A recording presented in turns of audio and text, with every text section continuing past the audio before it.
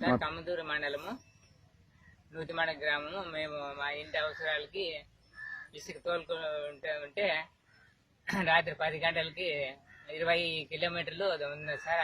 అందుకోసం తోలుకొని వచ్చినారు సార్, ఎద్దులో బండి తరుముకొని వచ్చినారు. మాకు పశువులకు మేపు నీళ్ళు ఏమీ లేవు సార్ ఇంటి వరకు. గవర్నమెంట్ చాలా ఇబ్బంది పెడతా ఉంది సార్ మాకు కడపతను. మా కమ్మదూరు మండలము నూతిమడుగు గ్రామము గోపి సార్.